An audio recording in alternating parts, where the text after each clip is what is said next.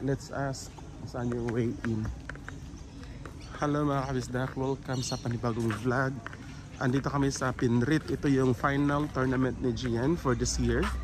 KPNP Open dito sa Pinrit mga kabisdak, no? So ano, sa first fight, hopefully kasi marami sila sa bracket. So hopefully kasi ano to siya, one round elimination lang, single elimination. Kung pagtalo ka, wala na. Pag mananalo ka, pasok ka sa next level, next level, next level. Alright, so yung gagawin natin, papatimbang mo natin sa Gian.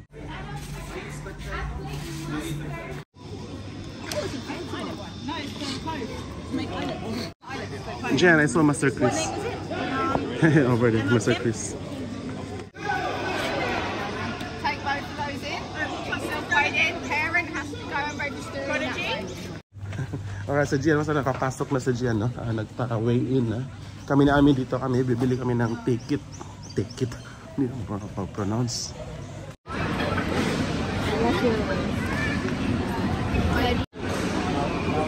KPNP. Yeah? Yeah? I saw someone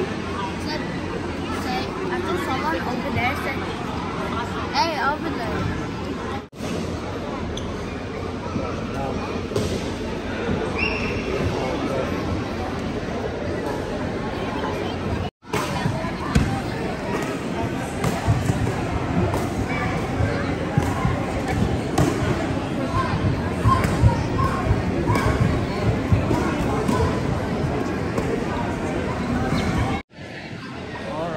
Hinihintay na lang namin yung yung fight ni Giano. So naka siya.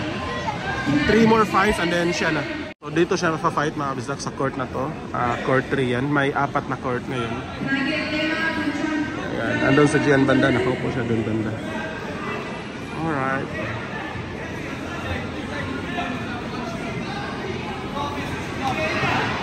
Alright. Andun na sa Gian mga kabisdak. Malapit na. Next fight na. Next match. Good luck Gian.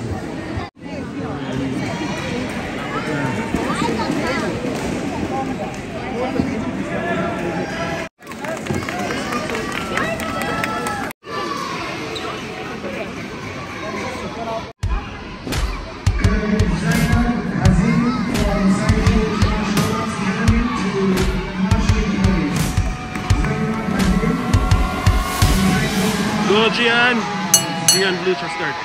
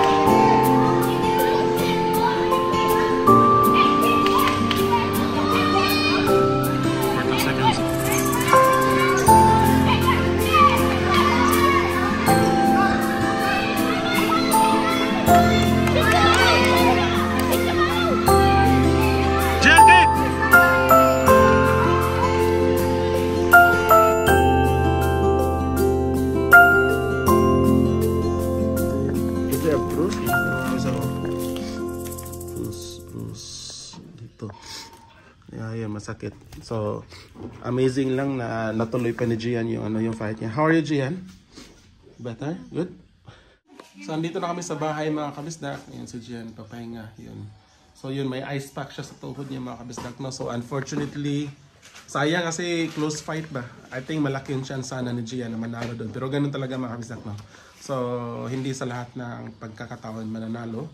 And marami din talaga magagaling dito, especially sa New South Wales. Andito lahat kasi ang daming club dito. Ang daming taekwondo club. So, yun, ito yung last na tournament for this year. So ang next ano pa, matagal pa, mga March or April ata. So merong 5 months si Gian na mag-train, come back stronger. Yun, pakita kasi yung ano niya, yung tama niya sa tuhod. Ito yun. Is there a bruise? Yan ang hawis ako. Bruise dito. Yan, masakit. So, amazing lang na natuloy pa ni Gian yung fight niya. Bye-bye mga kabisdak. See you sa next vlog. Bye-bye. Congratulations, Gian, and good job. Let's come back stronger next time, next year.